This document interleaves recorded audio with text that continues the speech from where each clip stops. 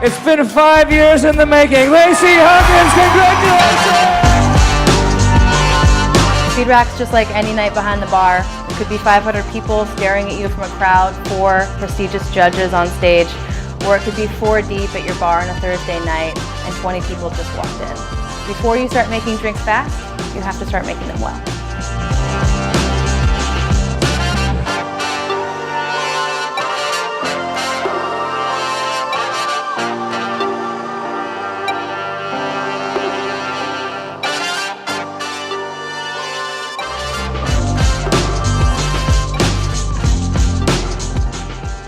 The way Speed Rack works is you get 4 drinks called at random before you.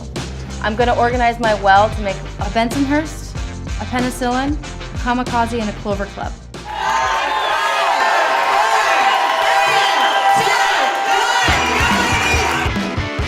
First things first, I'm going to crack an egg and put it into my egg white separator. If you don't have this tool, just crack your egg, measure it back and forth in the eggshell until you have just the yolk separated and then discard it. You'll notice that my Bensonhurst and my Clover Club both require 1.5 ounces of base spirit, but they're not seated next to each other. I'll pick up my rye whiskey and my gin and pour them both at the same time on opposite ends, followed by 2 ounces of base spirit right in the middle. This is because I need a little bit of extra room for my Clover Club at the end with the 3 tins and the egg white, and I want to make sure I have space to do that without knocking anything over. I'll pick up my dry vermouth and lemon, pour them both into the Bensonhurst and the penicillin, keep them in my hand and pour them into the Clover Club at the same time. After that, I'll add my honey and ginger into the penicillin in the same proportions, put those back and add the Cointreau and the lime juice in my kamikaze.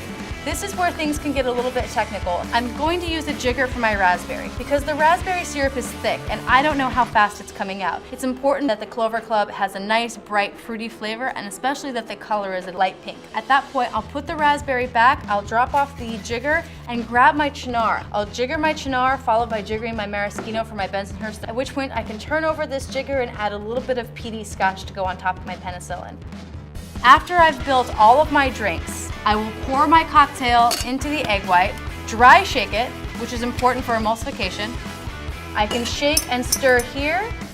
I'll remove my bar spoon, and then I'll begin to pour. I have my strainers set up in the right direction so that I can just pick them up and put them on top of my tins. I'll be able to pour these and set them off to the side. On the other side of the bar, I'll have 2 clean strainers. I'll be able to pour these off and set them again to the side. I have all of my dirties set to the side, and then I'll begin to garnish my cocktails. Just a little bit of flame underneath the citrus to heat it up, to the side of your drink, and underneath, if I have a giant plume of black smoke, you're gonna see it on top of my drink, and you're going to taste it, and enter it into the cocktail glass, and hit the buzzer. No matter how many times I've practiced, no matter how many times I've competed in Speed Rack, and no matter how many times I've lost, I've always learned something about myself and about bartending.